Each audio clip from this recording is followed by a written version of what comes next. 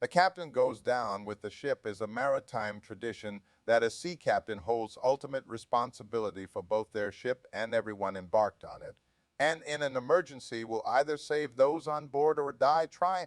Although often connected to the sinking of RMS Titanic in 1912 and its captain Edward Smith, the tradition precedes Titanic by several years. In most instances, captains forego their own rapid departure of a ship in distress and concentrate instead on saving other people. It often results in either the death or belated rescue of the captain as the last person on board. The tradition is related to another protocol from the 19th century, women and children first. Both reflect the Victorian ideal of chivalry, in which the upper classes were expected to adhere to a morality tied to sacred honor, service, and respect for the disadvantaged. The actions of the captain and men during the sinking of HMS Birkenhead in 1852 prompted praise from many due to the sacrifice of the men who saved the women and children by evacuating them first. Rudyard Kipling's poem, Soldier and Sailor Too, and Samuel Smiles's book, Self-Help, both highlighted the valor of the men who stood at attention and played in the band as their ship was sinking.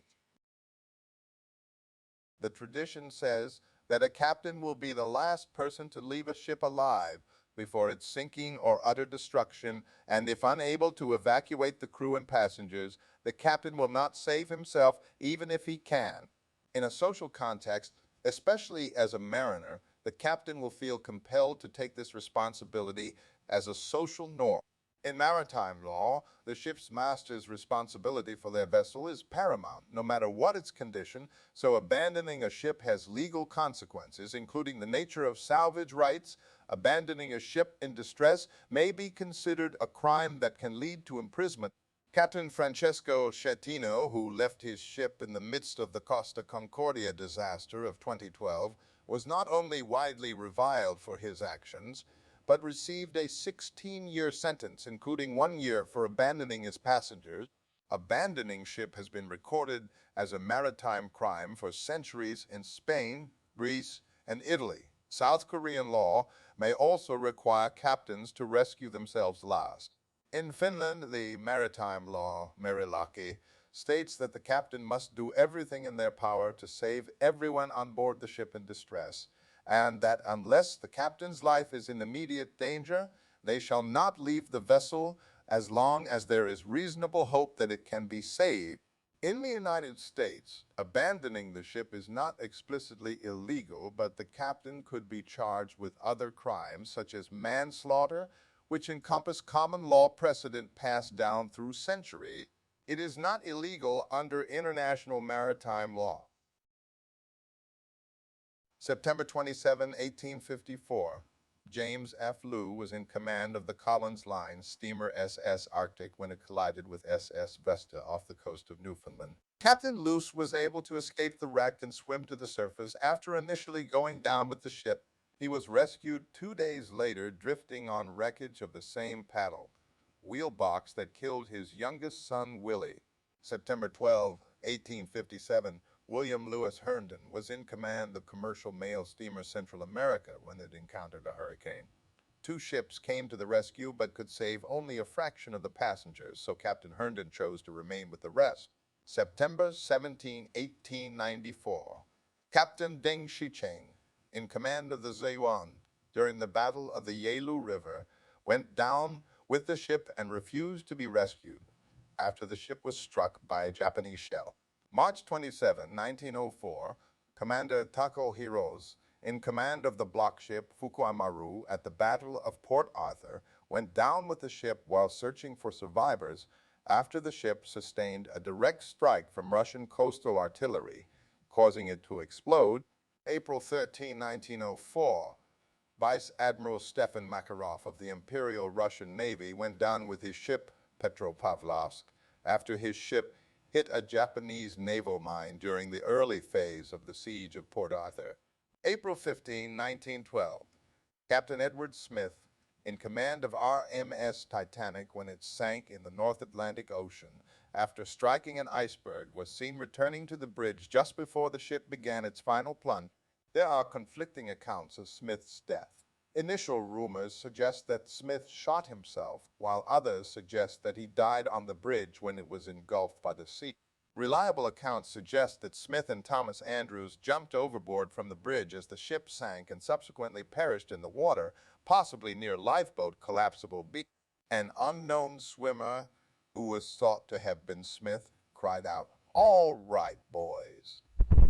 Good luck and God bless you," and cheered the occupants on saying, "Good boys, good lads," before dying. August 26, 1914. Captain Zimro Moore was in command of the SS Admiral Sampson, a U.S. cargo and passenger steamship, when it was rammed by the steamship Princess Victoria in fog near Seattle, Washington. He refused to leave the ship and with other crew managed to help most passengers to safety on the Princess Victoria. He went down with the ship. December 30, 1917. HMT Aragon was torpedoed outside Alexandria, Egypt, after being ordered by senior naval officer on depot ship HMS Hannibal to turn around when having just entered the entrance channel. Confusion over mine clearance and communication procedures resulted in loss of around 610 men from troop transport HMT Aragon, together with HMC Attack, her escort ship which had just rescued approximately 700 men from home. Captain Francis Bakeman had overseen the full evacuation and is reported as shouting his last words, demanding an inquiry as to why he was ordered out to sea after reaching safe channel. He then jumped overboard, going down with his ship. Both ships were torpedoed by the same German U-boat SMUC-34 within less than 30 minutes. May 27, 1918, HMT Lezo Castle was torpedoed and sunk, carrying out 2,900 troops and ship's company 104 miles out of Alexandria. Captain Edward John Hall went down with his ship with the exhortation to his crew. May 30, 1918, when the Italian steamer Pietro Maroncelli was torpedoed by the German submarine B-49 and started to sink, Italian Rear Admiral Giovanni Viglione, who was on board as the convoy commodore, ordered all the survivors into the lifeboats, then chose to stay aboard and to go down with the ship. October 25, 1927. Captain Simone Gulli went down with his ship SS Principessa Mafalda off the coast of Brazil 5 hours after a propeller shaft fractured and damaged the hull. There were 314 fatalities out of the 1,252 passengers and crew on board the ship. June 27, 1940, when Italian submarine Consul General Leluzzi was forced to surface by British destroyers in the Mediterranean, her commanding officer, Lieutenant Commander Lorenzo Bezzi, ordered his crew to abandon ship and then scuttled the submarine, going down with it. October 21, 1940. During the action off Harmel Island, Italian destroyer Francesco Nullo was disabled by HMS Kimberley and later finished off by Royal Air Force, RAF. Her commanding officer, Lieutenant Commander Costantino Borsini, chose to go down with his ship, Seaman Vincenzo Ciaravallo. His attendant chose to follow him. November 5, 1940, German pocket battleship Admiral Skier encountered Allied convoy HX-84 in the North Atlantic. The convoy consisted of 38 merchant ships escorted by HMS Jervis Bay, an ocean liner newly armed with guns of 1890s design. Her captain, Edward Fegan, V.C., signaled the convoy to scatter and attack the enemy. Jervis Bay was hopelessly outranged and outgunned and was sunk. Her captain and many of her crew went down with her. The sacrifice bought enough time for 31 of the convoy to make it to safety. May 24, 1941. During the Battle of the Denmark Strait, HMS Hood suffered a direct hit and magazine explosion, which sank the ship in 3 minutes. Only 3 people survived the disaster. One of the survivors, Ted Briggs, said in interviews after the sinking that Vice Admiral Lancelot Holland was last seen sitting in his chair in utter dejection, making no attempt to escape from the sinking ship. May 27, 1941. Captain Ernst Lindemann of the German battleship Bismarck was said to be with his combat messenger, a leading seaman and apparently trying to persuade his messenger to save himself. In this account, his messenger to save himself in this account, and the two walked to the forward flag mat. As the ship turned over, the two stood briefly to attention, then Lindemann and his messenger saluted.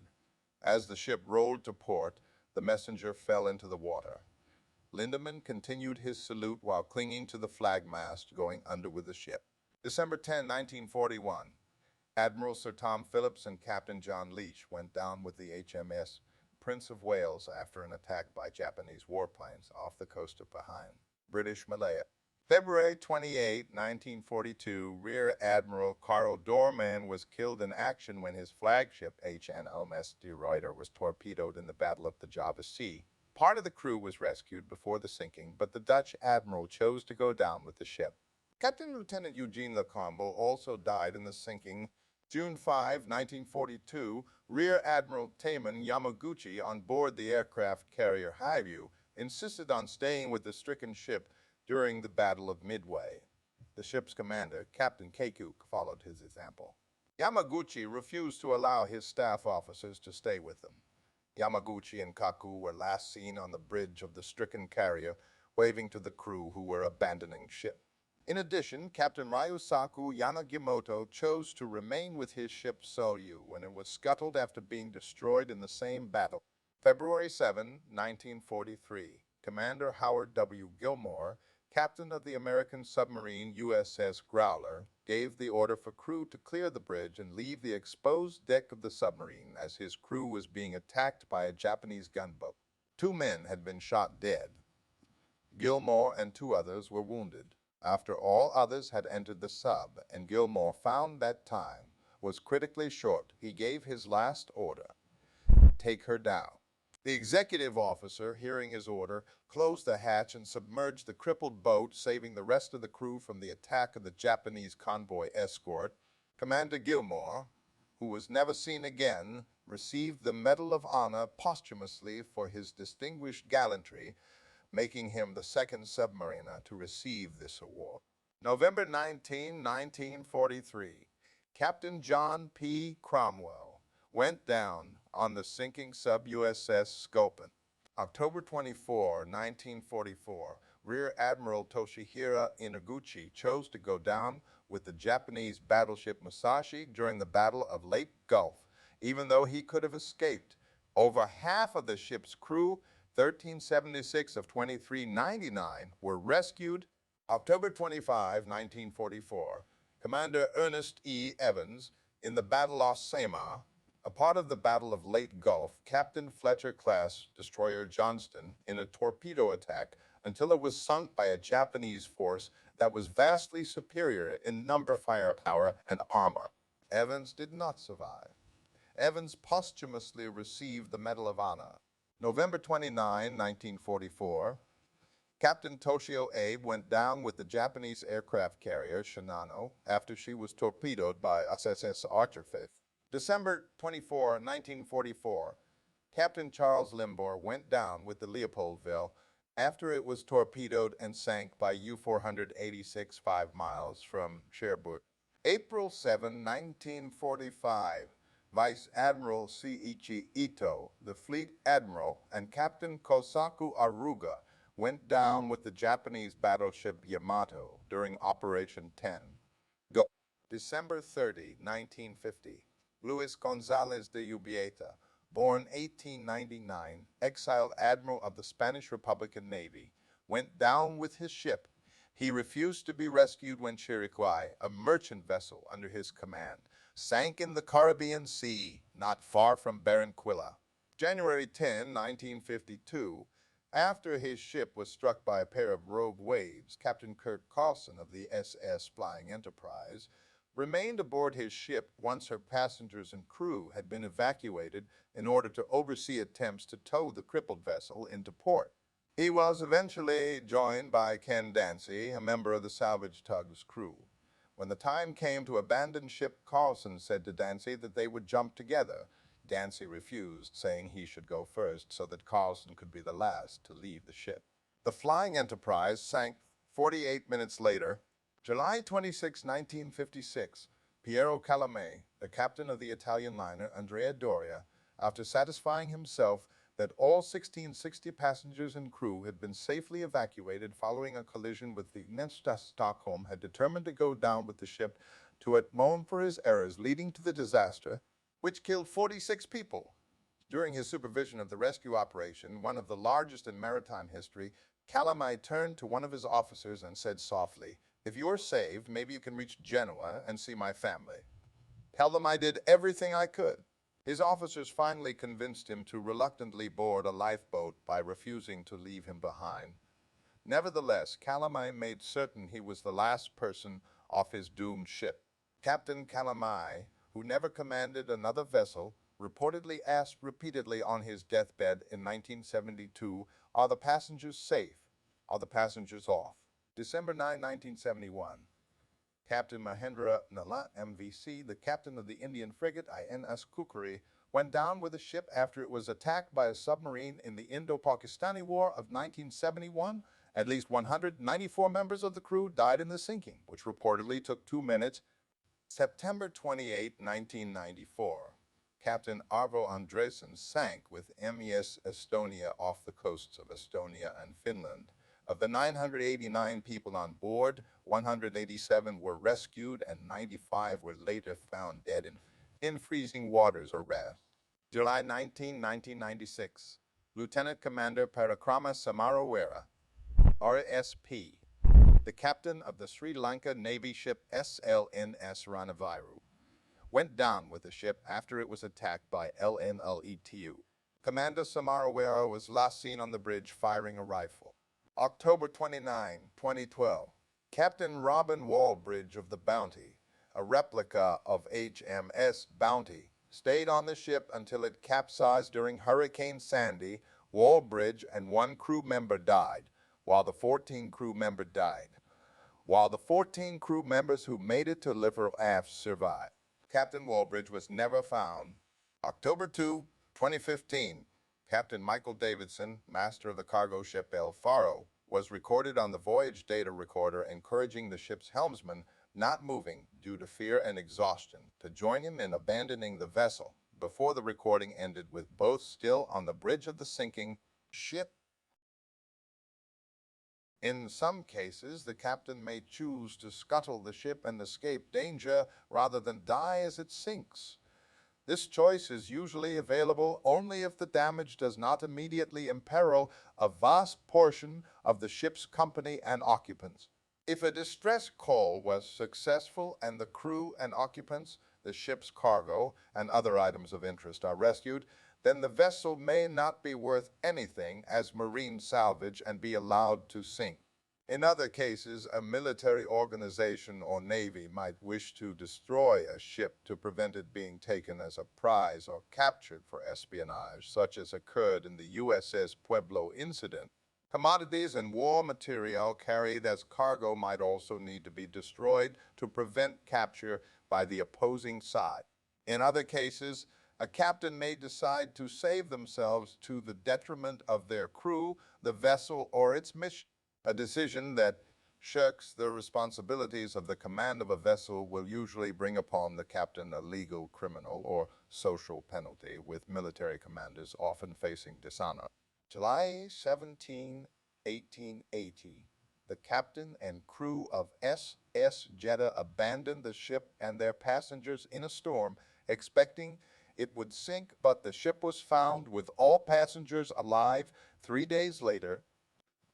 A key part of Joseph Conrad's 1999-1900 novel Lord Jim is based on this incident. Conrad had been a captain in the Merchant Marine before turning to writing. September 8, 1934. When a fire broke out on the SS Morro Castle, First Officer William Worms, in command after the death of Captain Robert Wilmot, led the crew in abandoning ship. 137 people died, mostly passengers. September 10, 1941. When the German submarine U-501 was forced to surface alongside a Canadian corvette, Corvettan Capitan Hugo Forster surrendered himself by jumping onto the Canadian ship. The first watch officer took over and had the U-boat scuttled just as the Canadians boarded. 1 Canadian and 11 Germans died. October 1944. Lieutenant Commander Richard O'Kane of the USS Tang S-306 was one of 9 survivors of the Tang during its sinking by its own torpedo. With his submarine scuttled, he was one of 3 survivors to have made it off the bridge and up to the surface before being captured by a Japanese destroyer crew later that morning. O'Kane was at first secretly held captive at the Ofuna Navy Detention Center, then later moved to the regular Army Omori P.O. Following his release, O'Kane was awarded the Medal of Honor for conspicuous gallantry and intrepidity during his submarine's final operations against Japanese shipping, November 12, 1965.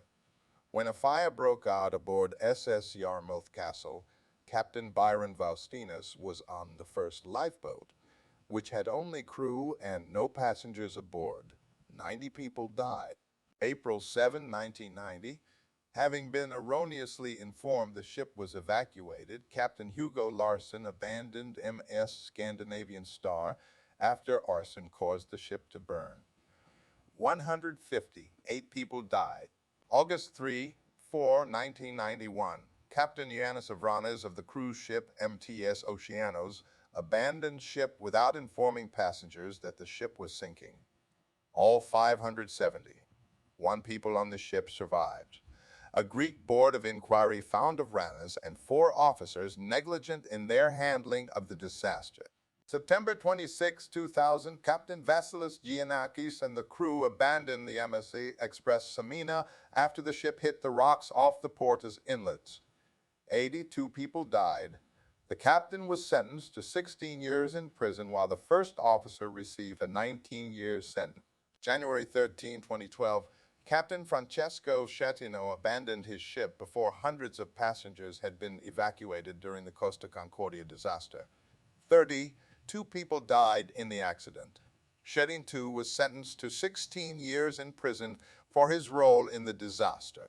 April 16, 2014, Captain Lee Jong-seok abandoned the South Korean ferry MV Seoul. The captain and much of the crew were saved, while hundreds of students from Danwon High School embarked for their trip remained in their cabins, according to instructions provided by the crew. Many passengers apparently remained on the sinking vessel and died. Following this incident, the captain was arrested and put on trial beginning in early June 2014, when video footage filmed by some survivors and news broadcasters showed him being rescued by a Coast Guard vessel. Orders to abandon ship never came, and the vessel sank with all life rafts still in their stowage position. The captain was subsequently sentenced to 36 years in prison for his role in the deaths of the passengers, and was also given a life sentence after being found guilty of murder of the 304 passengers that did not survive. June 1, 2015, the Chinese captain of the river cruise ship Dongfang Ziexing left the ship before most passengers were rescued. In the end, 442 deaths were confirmed, with 12 rescued among 454 on board. When used metaphorically, the captain may be simply the leader of a group of people. The ship may refer to some other place that is threatened by catastrophe, and going down with it may refer to a situation that implies a severe penalty or death. It is common for references to be made in the case of the military and when leadership during the situation is clear. So when a raging fire threatens to destroy a mine, the mine supervisor, the captain, may perish in the fire trying to rescue their workers trapped inside, and acquaintances might say that they went down with their ship or that they died trying. The concept has been explicitly extended in law to the pilot in command of an aircraft in the form of laws stating that they have final authority and responsibility for the operation and safety of the flight. Jurisprudence has explicitly interpreted this by analogy with the captain of a sea vessel. This is particularly relevant when an aircraft is forced to ditch in the ocean and becomes a floating vessel that will almost certainly sink. For example, following the crash of U.S. Airways Flight 1549 into the Hudson River in 2009, pilot in command Chesley Sullenberger was the last person to exit the partially submerged aircraft and performed a final check for any others on board before doing so. All 155 passengers and crew survived. Similarly, on October 16, 1956, Pan Am Flight 6 was a Boeing 377 Stratocruiser en route from Honolulu to San Francisco that was forced to ditch in the Pacific Ocean due to multiple engine failures. The airliner broke apart when one of its wings collided with a wave swell. Airline Captain Richard N. Ogg was the last to exit the airplane during the successful mid-ocean ditching and rescue of all 31 on board by the U.S. Coast Guard cutter U.S. The airplane fuselage sank with no one on board a few minutes later. Jorge Aso, the captain of a Douglas DC-8 conducting Japan Airlines Flight 2, gained notoriety for his honest assessment of his mistake. The Aso defense in the 1988 book, The Abilene Paradox. Was the pilot in command during the 1968 accidental ditching in San Francisco Bay, a few miles short of the runway. With the plane resting on the shallow bottom of the bay, he was the last one of the 107 occupants to exit the airplane. All survived with no injuries. After a major sexual assault scandal at Baylor University, the university fired President Kenneth Starr and appointed him chancellor. A week later, Starr resigned as chancellor and willingly accepted responsibility for the actions at Baylor that clearly fell short. He stated that his resignation for the scandal was a matter of conscience and said, "The captain goes down with the ship." He indicated that his resignation was necessary even though he didn't know what was happening.